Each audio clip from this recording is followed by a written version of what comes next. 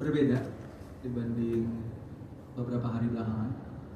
Yang hari ini sangat-sangat cepat dan itu cukup menguntungkan pemain Thailand karena dia tipe permainannya cukup menyerang, inisiatifnya menyerang dan memang serangan smashnya sangat-sangat kencang. Tadi pertama saya kurang mengantisipasi itu sehingga banyak poin yang dia dapatkan dan memang serangannya bagus, benar-benar bagus banget. Dan di babak kedua saya coba untuk bermain lebih agresif dan puji Tuhannya bisa keluar dari tekanan. Baik, terima kasih. Langsung aja kita kasih kesempatan bertanya bagi rekan-rekan media, baik Mbak Dosa. Sebutkan nama dan asal media. Halo Jojo, saya dari bolasport.com. Sebelumnya saya mengucapkan selamat atas keberhasilan ke final. Saya ingin kalau salah tolong dikoreksi ini bagaimana tanggapan kamu soal final pertama kamu ke Indonesia Open, terus yang kedua besok kan ketemu Victor Lai. Bisa mungkin dijelaskan apa yang kamu antisipasi dari Victor Lai? Terima kasih. Ya betul, ini final pertama saya di Indonesia Open dan bisa melangkah sejauh ini sangat berarti sekali untuk saya. Saya menunggu momen ini cukup lama. Saya berusaha, saya mencoba untuk mencari Formula 4 juga dan ya mungkin waktunya Tuhan kasih di tahun ini. Untuk besok Victor Lai, pemain muda ketiga yang saya hadapi di turnamen ini setelah Alwi, Chapon, dan Victor Lai. Ya pastinya pemain muda punya speed, punya ketahanan, punya daya juang, semangat yang cukup tinggi juga. Terlihat tadi dia menghadapi Cho Gensen juga sangat-sangat ketat permainannya dan memang ya itu yang perlu diantisipasi. Jadi ya saya akan coba diskusi juga sama tim. Kita lihat lagi video main dia seperti apa dan kita coba mencari strategi yang pas lah untuk besok. Baik, selanjutnya ada yang ingin menambahkan?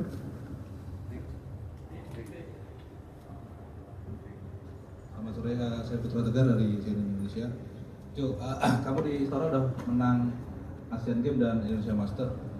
Sekarang ada Indonesia Open di depan mata kamu melihat itu sebagai beban atau gimana? Dan yang kedua, kamu dulu masuk jajaran pemain muda dan sekarang udah masuk kategori pemain senior ya.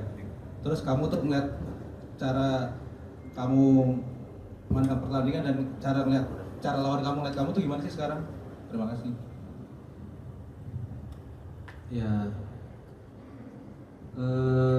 lebih mau menikmati permainan aja sih untuk besok. Ya memang pasti ada ekspektasi, harapan mungkin dari masyarakat Indonesia juga, pecinta bulu tangkis juga, dan ya bahkan saya sendiri pun harapannya pasti ada, ingin meraih gelar juara. Itu pun yang saya sampaikan di press con pertama kali. Memang Indonesia Open salah satu big event target saya dan tim di tahun ini. Jadi saya pengen berusaha untuk menikmati momen tersebut dan ya berusaha semaksimal mungkin.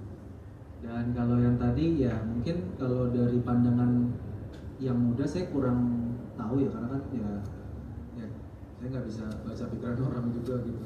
Cuman kalau saya memandang mereka atau saya menyikapinya ya sangat berbeda, terutama dari segi recovery.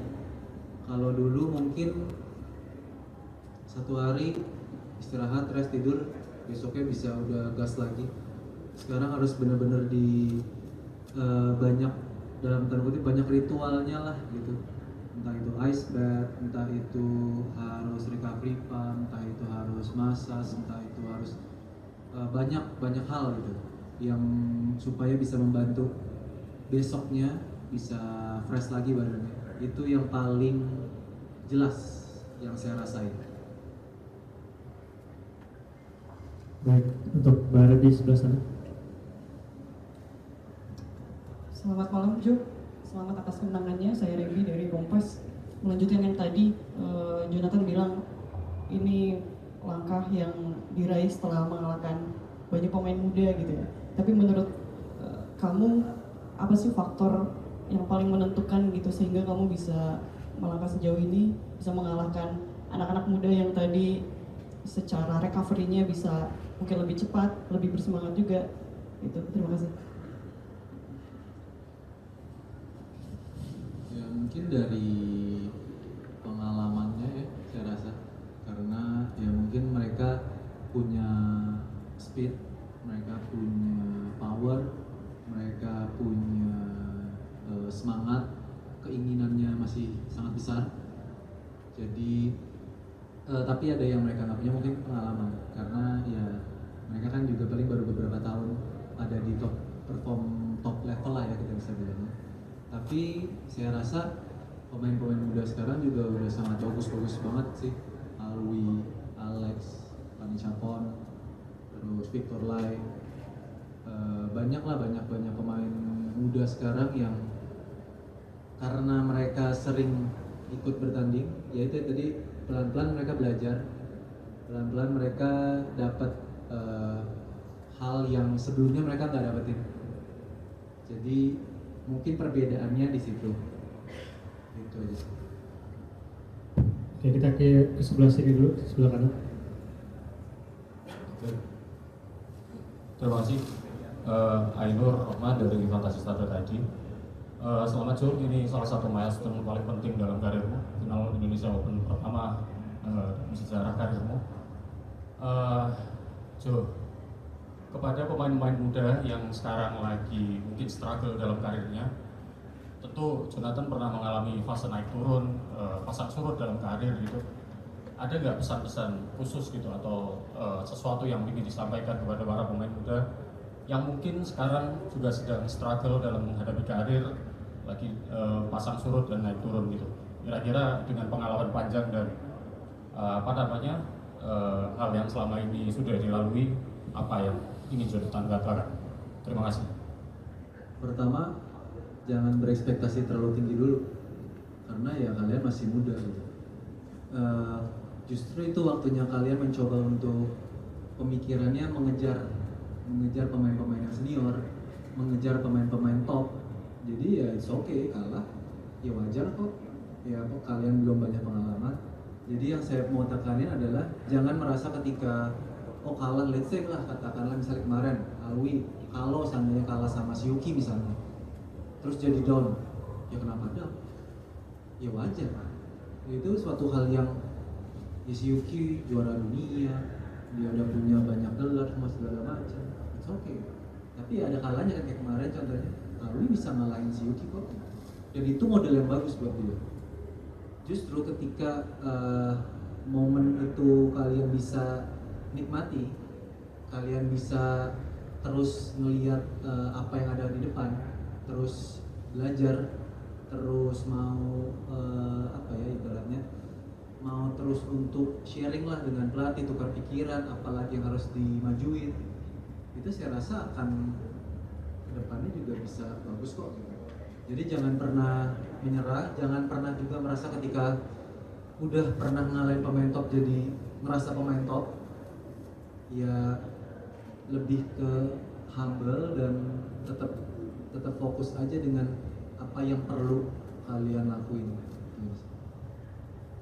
Baik, ke Bang Majid kita kasih terakhir ya. Selamat malam, selamat Jo atas kemenangannya. Saya Majid dari Tribun News. Sebelumnya saya tidak ingin membanding-bandingkan ya Jo. Sekarang Jojo sudah masuk ke final sebagai atlet non pelatnas Jo.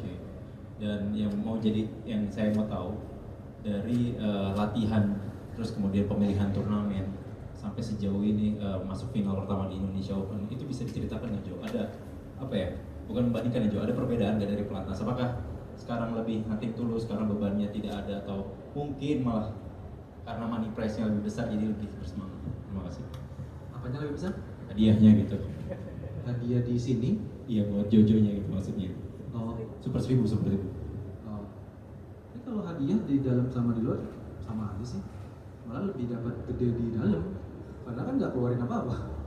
Saya di ini harus keluar tiket, harus keluar hotel, harus keluar makan, bukan buat saya, buat tim. Saya bisa bawa 3-4 orang sekali berangkat. Justru tujuannya cuman supaya balik modal aja. Tapi ya apa ya? Ya kalau di dalam kan pelatih itu lebih,